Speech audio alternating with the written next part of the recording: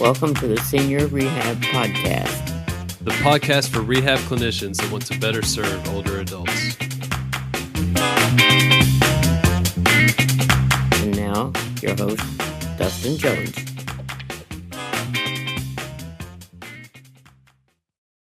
Hello, friends. Welcome to another episode of the Senior Rehab Podcast. I appreciate you tuning in. Today, we have Dr. Matt Miller on the show. He is at Colorado University pursuing a PhD focusing on behavior change with people that have disc vascular amputations. So a pretty specific topic, but very applicable, for all of our patients. He actually works with Jason Falvey, who was a previous guest on the Senior Rehab Podcast, and they're doing some amazing work out of that lab to push, geriatric rehab further. So we talk about a lot of different things, but I think this episode is really going to resonate with people that have taken many directions in their career, that want to know more about how to change behaviors in our patients, how to change lives, and potentially pursue a PhD. So I don't want to drag on anymore. Without further ado, Dr. Matt Miller. Matt Miller, welcome to the Senior Rehab Podcast. I appreciate your time this afternoon. Thanks for having me. So I talked with your colleague, Jason Falvey, which you're aware of. And after our conversation, I asked, who should I talk to? And you were the first person that he mentioned. So I'm assuming that's a good thing. It could be a bad thing, but I hope it's a good thing. But yeah, you had a lot of good things to say about you. So how about you just tell us a little bit, about yourself in terms of, kind of where your career started and the trajectory up to where you are now. Well, I went to physical therapy school in Philadelphia at Thomas Jefferson University. Okay. And I graduated in 2008. Nice. And when I was in PT school, I kind of had an idea that I would want to do research at some point. But it just never really, I didn't really think I wanted to do it right away. And then after PT school, I moved to the San Francisco Bay Area and got my first physical therapy job on an acute care unit. And then they actually have the entire continuum at that hospital that I was at. They had acute care, skilled nursing, acute rehab, and outpatient. So with an expansion that happened at the campus I was at, I was able to transition to acute rehab, where I then specialized, I guess, in traumatic brain injury, stroke, and a little bit of spinal cord injury. So that's kind of how everything happened. And then I was able to get my NCS at some point over the past 8 years. Yeah. 7, 8 years, something like that. Could you explain what that is? I'm not familiar with that abbreviation. The neurologic clinical specialist certification. All right. I get all those mixed up, all these CSs, SC, RKs, whatever. So, okay, that's good to know. Yeah. So I thought that the neurologic clinical specialist would make it so that it would be easier for me to do research at the hospital. But that was not actually the case, just because of the way the facility was kind of set up. Doing research at our hospital was not necessarily the easiest of things to do without having an advanced research degree. So that's what brought me to a PhD program.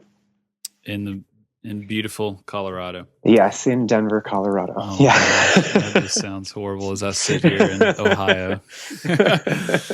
Wow. So you mentioned you wanted to do research while you're in PT school. Yeah. You're not the average PT student. I'll go ahead and say that. Tell me about your desires then. What did you foresee that you'd be doing? When I was a student, I was a research assistant for faculty members. So I would help them do literature searches, and I was able to present a poster at the time, I think it was APTA's annual conference. I think it's now called the Next Conference. It's in the summer every year. Yeah. And just researching and reading articles and just knowing what's out there was something I really enjoyed doing. And I kind of wanted to know how to do that, how to make that happen for other people. But it just didn't happen right away. So yeah, wow. So when you took that acute care job in San Francisco, was that something that you wanted to do? You wanted to be in acute care right out the gate, or no, I wanted to to do inpatient rehab right out of the gate. I wanted to be treating people who had stroke, brain injury, and spinal cord injury. But it just, as a new grad, there wasn't really an opportunity to do that. Yeah. Most facilities were looking for people who had at least 1 year of experience in that area. So the fact that that facility had all of those things in one spot meant I could get all of that experience in one space and also be able to kind of figure out what I really wanted to do. Because as a new grad, I thought I knew what I wanted. Yeah. And then when I got the acute care job that I didn't really want, I ended up, now I feel like that was one of the most valuable experiences I could have. Yeah, man. And a lot of people say that from, just who I've talked to. I'm kind of jealous of you having that acute care job right out of school. I had a professor. She was more of an ortho minded professor, but she always talked about the value of having acute care experience early on in your career, and just the perspective that can give you in terms of what people have been through and just how kind of the medical system works. And, just to be able to treat really, really sick people. I know Kyle Ridgway would say the same thing. He mentioned this in the podcast before. But yeah, very valuable. But I did not perceive that when I was in school, for sure. So that's awesome that worked out for you. So tell us about just kind of what you're pursuing now in Colorado. What's your PhD kind of focused on? So my PhD work is focused on people who have dysvascular amputation. So those are people who have amputations caused by diabetes or peripheral artery disease. Because they will end up with a non-healing wound in their foot that will likely get infected. And then if the infection lasts long enough, it could risk their life. So they end up taking the limb instead. So that's the population I'm working with now. And I just feel like it has a lot of value, and it's a really understudied population. So that's why I'm really interested in kind of seeing what we can get out of learning more about how they move. Yeah. When did the desire to work with that specific population start for you?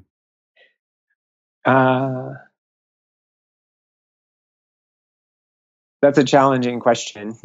When I was looking at PhD programs, a lot of the programs that focused more on neurologic physical therapy were not in locations that were necessarily desirable for my life situation. Yeah. So amputees have a very asymmetric gait, as do people with neurologic injury. And I really enjoy working with people who have really complex medical histories. And so amputees seemed like the logical next step for me, because I really wanted to focus on walking, asymmetric walking. When I really thought about it, that's what I was really interested in. So when I really broke it down, it was more the asymmetric walking in a really complex medical patient was something that I was really interested in. Yeah. So your work now will, more than likely be very translatable to many types of people. Okay. Right. So I'm very naive to the PhD world. Could you just give me an insight to what is a day like there at the lab in terms of what do you do? Do you all get much clinic time? Just kind of, what does life look like for you right now? Well, I'm still in my first year, so I'm still figuring it out myself. So for this past year, I've been just really kind of reading a lot of the literature, figuring out what the population I'm now working with looks like. What do people with diabetes look like when they're moving? And what kind of behaviors do they have that have led them down this road of needing an amputation? And the same thing for people who have peripheral artery disease. So because I'm looking at behavior and movement in a really medically complicated population. So it kind of covers a really big area. Yeah. So a lot of what I'm doing right now is reading, and I'm learning again how to write. So writing abstracts, writing manuscripts, and learning how that process really goes. Okay. So that's kind of what I'm figuring out. Yeah. and will that kind of shift the further along you are in your PhD? Right. It should shift so that I'm continuing to learn more and more about the population, but I'm able to actually kind of put those ideas down onto paper so that I can disseminate the knowledge that we're learning. Okay. What would you say to someone listening that's considering a PhD?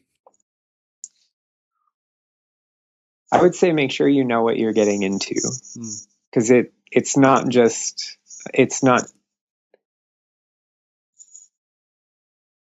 I'm trying to figure out how to say this. Knowing what you're getting into is really important because it's a life change.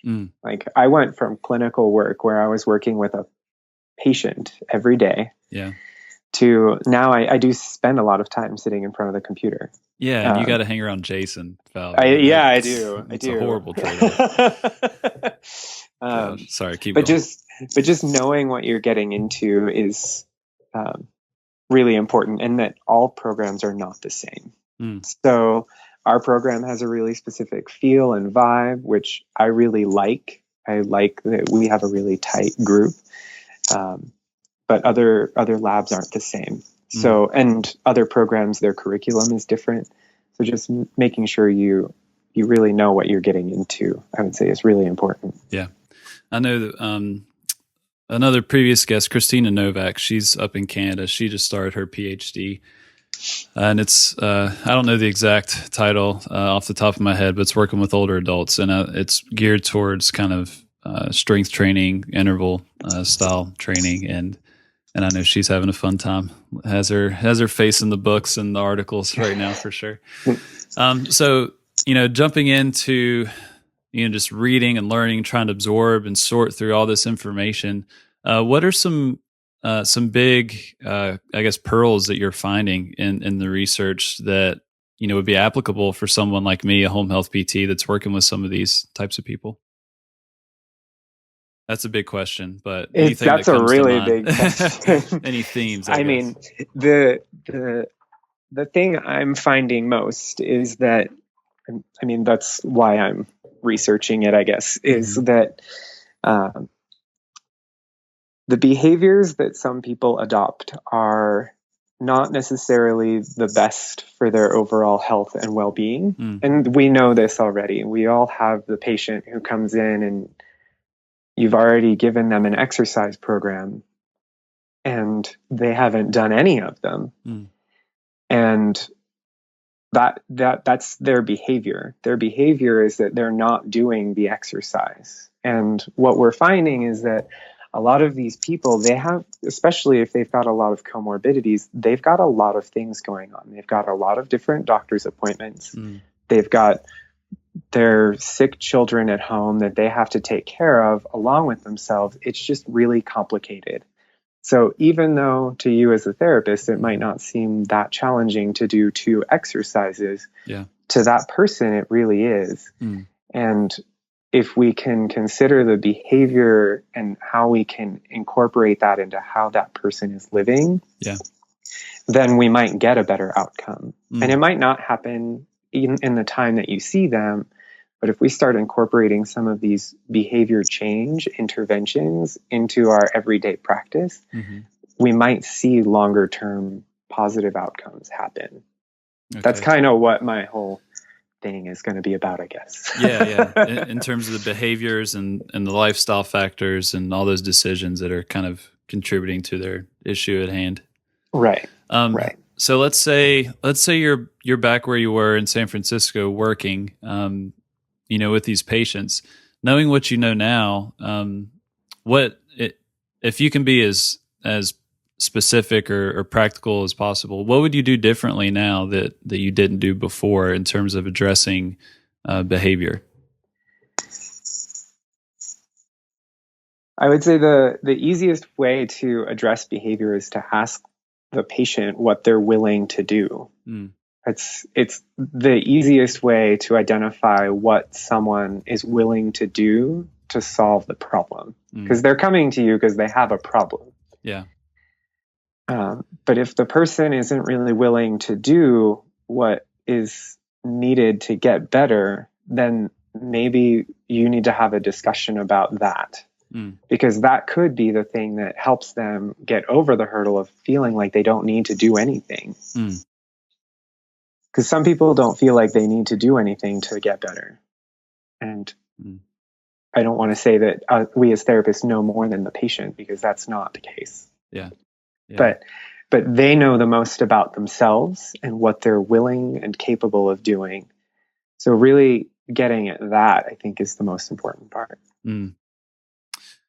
Yeah, that I struggle with this constantly, just being in home health and in terms of trying to change behaviors. Cause like you mentioned, just all the complexities of life. It's hard. It's hard. I mean, it's never just the physical deficit that is the problem. It's always a family issue. Sometimes they may not, be able to get their groceries, or, just relationship issues, problems with their house, transport, all these different factors that really, make PT less and less of a priority for the patient. But that is challenging. But what I struggle with is, even with some people that those challenges aren't as obvious, getting people motivated, getting them to want to do therapy. I struggle tremendously. What's your take on building motivation to get people to change behavior? So building motivation, it's hard because it has to come within the patient. Okay. So I feel like a lot of what we might do as therapists is really therapist driven. And that, the goal is to not come to therapy anymore. So right there, we're already seeing that there's a mismatch, right? Yeah. So the therapist is driving the show, but eventually the therapist is gone. So the motivation should really be coming from the patient. Yeah. And that's where, if we start having these conversations about what they're willing to do, they're going to tell you what's motivating them. So I want to be able to go see my grandkid, but I have to take a bus to be able to do that. Okay, well, cool. You want to be able to do that. What are the things that are stopping you from doing it? And those are the things you should work on as a therapist, like helping them figure out how to get on the bus. So, some people are just not motivated. And sometimes trying to convince people that aren't motivated, you just need to say, plant a seed. So you're more than welcome to come back, but maybe now isn't the right time. Yeah. Yeah, that's a good point. Just kind of peeling the onion a little bit and getting to the barriers that are getting in between them and what they really want. I'm from West Virginia. I don't know. Have you spent much time in West Virginia? I have a grandmom who lives in West Virginia. Oh my gosh. What part? She lives in Charlestown. It's shoot. In the Eastern Panhandle. Yeah.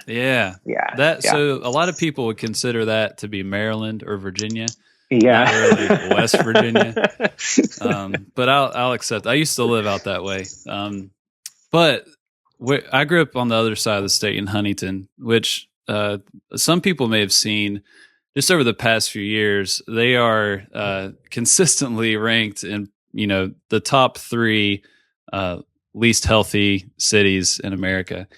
And it's an interesting culture because I remember I grew up thinking that strokes, diabetes, heart attacks were not preventable. It was just a thing of life. So my grandmother would say, "Oh, Billy Bob had a stroke the other day, and I just hate that for him." And it was such a common thing. I mean, there would be some friend or family member that would have some cardiovascular event or have some diagnosis, such as diabetes. It was just so normal to me that I didn't think I would escape it.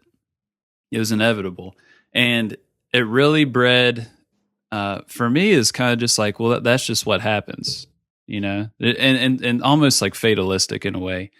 And there was not any hope. Like I did not have hope that I would be able to actually overcome these diseases and be able to make decisions to change, what I'm doing. And I don't know. I mean, that may just be an Appalachian mindset. I don't know. But do you see that where you are, or just in some of your research, in terms of people just kind of having like a fatalistic mindset and not seeing that they can take hold of their situation?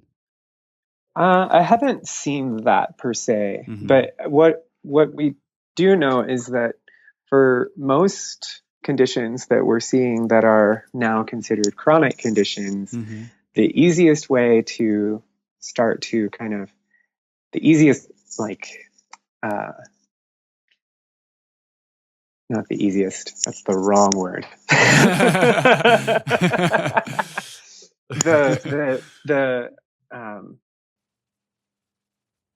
The thing that associates most chronic conditions with kind of getting worse and seeing no improvement is low levels of physical activity. Yeah.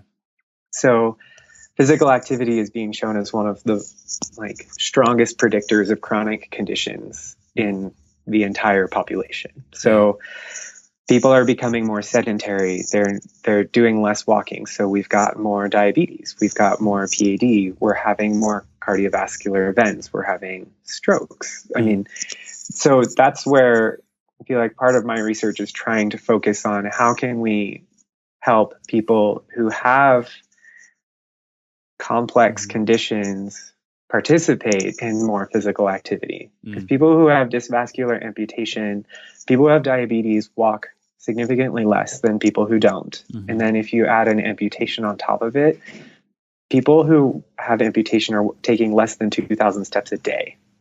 Yeah. That's very low. Man. That's extremely low. Yeah.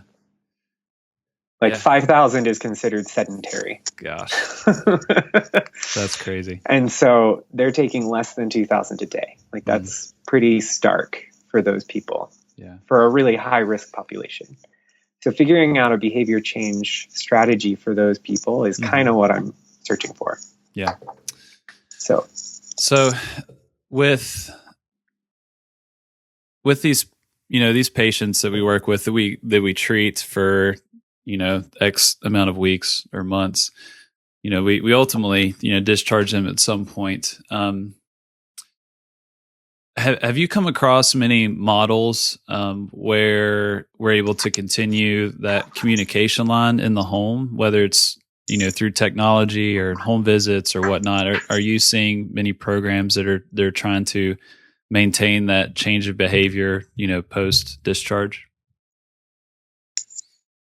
So right now, I don't think insurance or reimbursement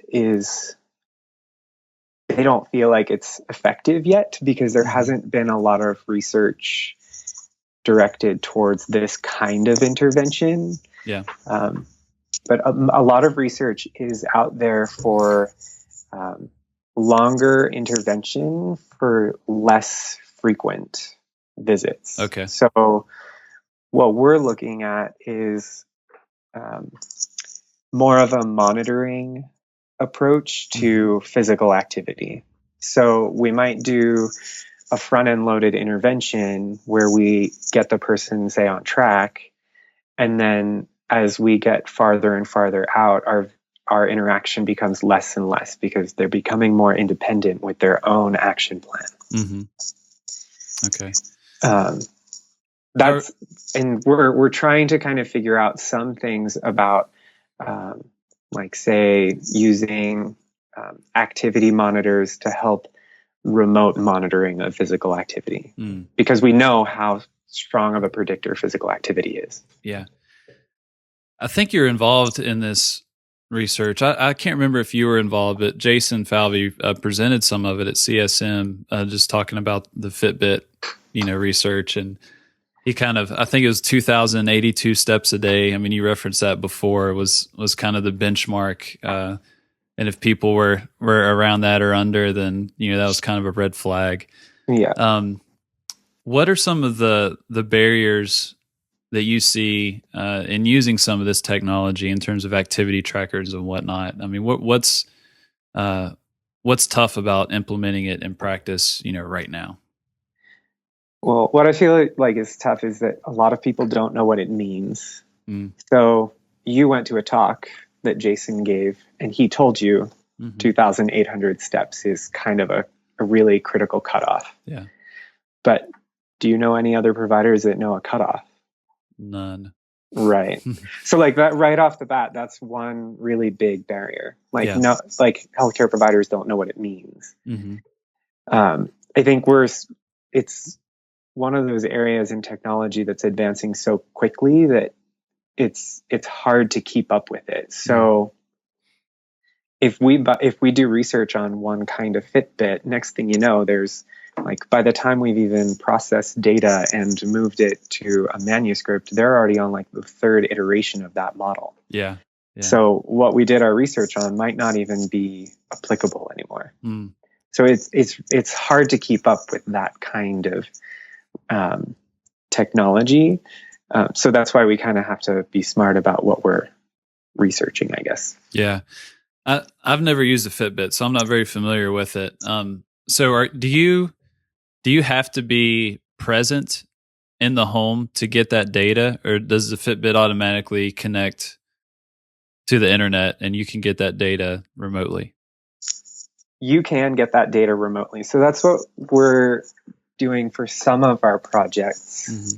We can have the data uploaded just automatically so that we can see a trend in how much physical activity or how many steps someone is taking per day. I mean, in my brain, it just seems so possible to integrate this into our electronic medical records. I mean, the medical records have come so far, but I feel like they have so much farther to go. Yeah. Like integrating this into an electronic medical record, it's just like how automated vitals are for someone in the ICU or a step-down unit. Yeah. So it would be super easy to see a graphic of, wow, so-and-so was walking 5,000 steps a day and now she's at 2,500. What happened? Why is she doing so much less? Yeah. And then that could be what sparks an interaction with a healthcare provider. Yeah, I see a future. I don't know how far off this will be, but where, gait speed is already there, but also, steps per day is basically considered a vital sign. Oh yeah. At some point. How long do you think that'll be until that's kind of standard practice for us? No idea. How long did it take for gait speed to be important? Yeah. And that's a good point. Yeah, that's a challenge. And a lot of people echoed what you just said in terms of the tech at CSM, specifically the session that I went to, in terms there's so many products, it's changing so quickly, but the communication between the different products and getting the data, the information to actually be able to talk to each other, or the services be able to talk to each other, is just a huge barrier. Which, is something that, many people are working on, but yeah, I could see the difficulty in that from your end, trying to be the researcher to solve some of these problems. Yeah. So what are you really excited about in terms of, this upcoming year, your second year PhD? What are you pumped about in terms of what you're going to be doing? Well, I'm happy I'm no longer just trying to figure every day out. That's tough. I mean, being more involved in a lot of the projects that are happening, I feel like is the most exciting part. We've got a few studies that are going to be starting up this summer. So I think that's what I'm excited about. Yeah. I mean, just kind of getting more into the flow, I guess, is what I'm excited about. Yeah. You've had to make your own schedule every day. Yeah. I would struggle tremendously. Tough stuff. Yeah. I used to have every 45 minutes scheduled for me. Yeah, a little different story now. It's very different, yeah. Yeah, So, I'm really excited about the work you all are doing. I was not aware. Well, first of all, I'm very naive just to a lot of research that has been going on in the geriatric realm because I'm new to the scene for sure. But just checking out your all's lab, the website, talking to Jason and you as well, is really awesome. Just some of the work that you're doing, especially in trying to improve, rehab for older adults. So I'm definitely excited that you all have more of an online presence so I can continue to check in and, see what's up. Yeah, we're working on making sure our message is out there. So, yeah. Well, let me ask you a few quick questions here. Your responses don't have to be quick by any means. So if you could talk to your 25-year-old self, what would you tell him? My 25-year-old self. So that was 6 years ago. Yeah, way back in the day. I would say I would probably try and convince myself that I should have gone into a PhD program sooner than I am now. I spent a lot of time trying to convince myself that I did not want a PhD. Yeah. And then one day I realized that I did. One day. Yeah. How soon would you have gone into that PhD out of school? I feel like I probably would have shot for maybe 5 years instead of 7. Yeah. Yeah. I'm really happy that I got the chance to go for that neurologic clinical specialist certification. And I feel like 5 years would have been a really solid mark instead of waiting for that. Yeah. Okay. So I know you're not necessarily in the clinic right now, but put yourself in the clinic. What do you think would be some of your favorite pieces of technology or apps that would make your day a little better? So that's a tough question because I was on inpatient more often than not. Yeah. I mean, for people who could walk, I would probably want a Fitbit on them. Yeah. Because if they're in the hospital and they should be walking, they should be walking. Yeah. And it would be great to see how little they are walking. So, that's a good point. Would so say, I know this depends on the patient, but say you have someone that, is roughly medically stable, would you just give them a goal of, 3,000 steps a day or something along those lines for them to shoot for? So this is where that whole behavior change piece comes in. You're wouldn't. So good. So I wouldn't shoot for something right off the bat. I would ask them what they think they could do. Oh man, you're great. Yeah.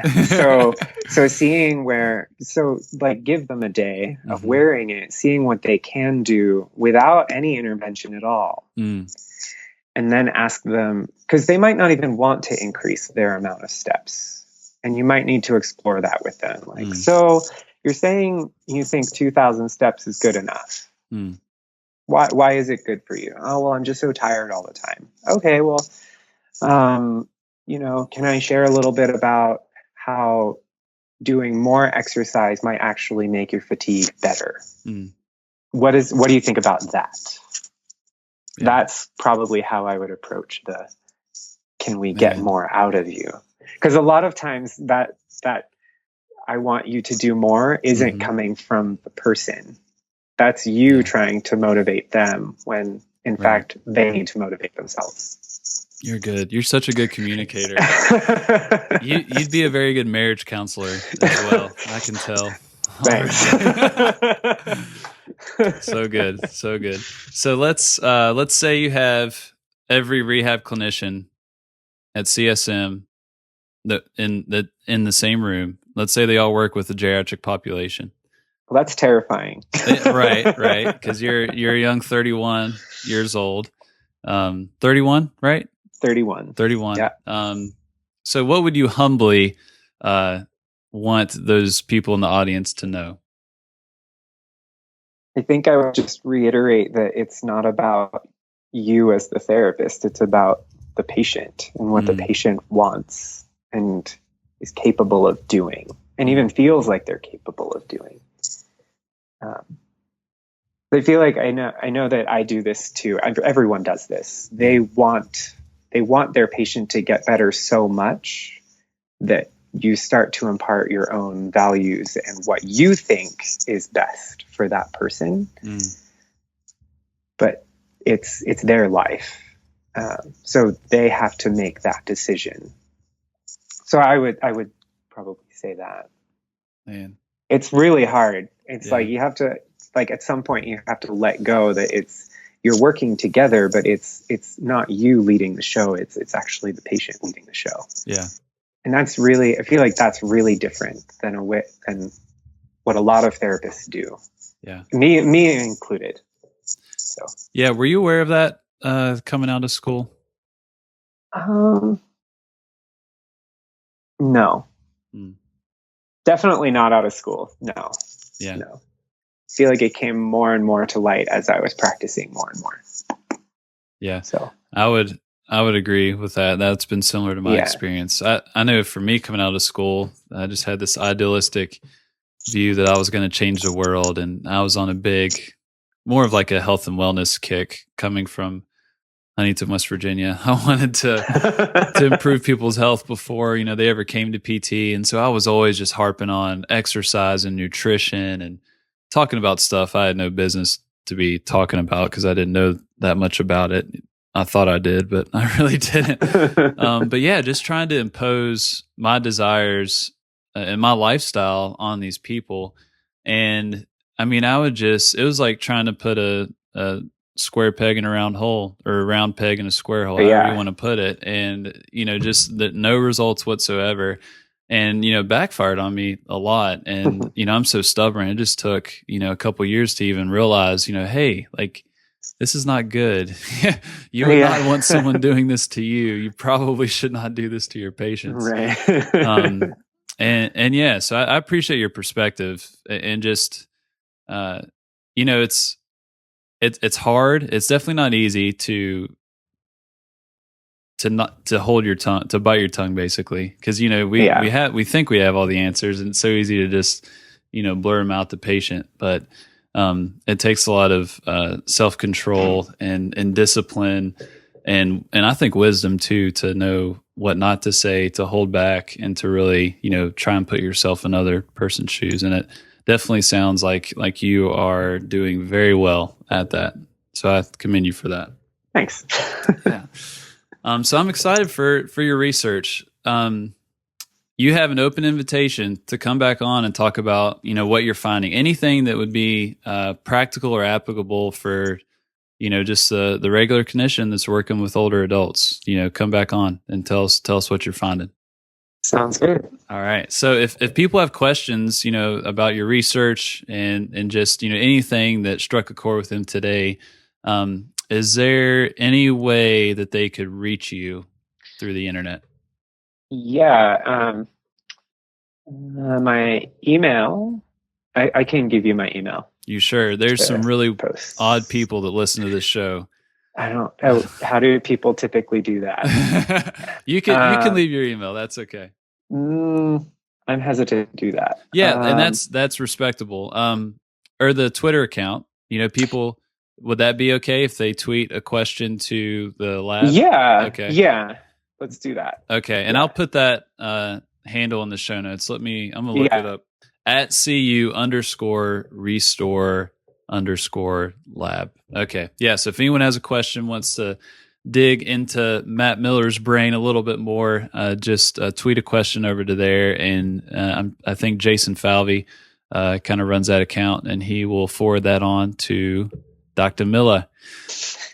So I appreciate your time. Thank you for, doing this PhD, because I imagine it can be very lonely, and that you probably feel like, what in the world am I doing with my life, reading day in, day out, writing all these, grant proposals and abstracts and all this stuff. But there are people on the other end, like me, the average Joe clinician, that, can benefit from your work and ultimately benefit the patient. So So keep doing what you're doing.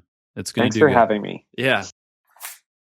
I want to thank Dr. Matt Miller for coming on the show and just giving his perspective and really talking about how to change behaviors, how to communicate with patients, and just that big lesson that for me is probably the hardest lesson that I had to learn the hard way coming out of school is that it's not about me as much as I would want it to be.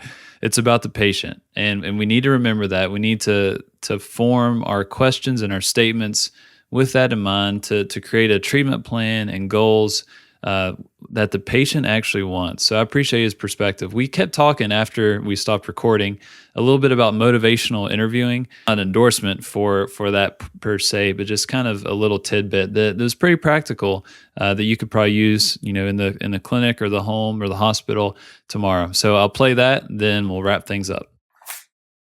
Yeah, behavior change, man. It's so pretty tough. Interesting stuff. Have you heard of motivational interviewing? I have. I'm not familiar with that at all. I've heard people mention that term. So motivational interviewing is open-ended questions. Mm-hmm. You explore both sides of the decision-making process to help the person decide whether or not they want to change. Yeah. So can you see yourself walking more? Yeah. Okay, well, what would happen if you were to walk more? And then they would kind of rattle off a few things. What would happen if you were to walk less? So exploring both sides of the decision process, just having people verbalize what they're thinking is one of the really big things about motivational interviewing, because when someone says it, they actually have to process it. My gosh. And then if you have them write it, it's even more. It's even more. Yeah. Hit me. Thank you for listening to the Senior Rehab Podcast. The show notes for this episode and much, much more can be found at seniorrehabproject.com. If you found value in this conversation, please share this with one other person that could benefit.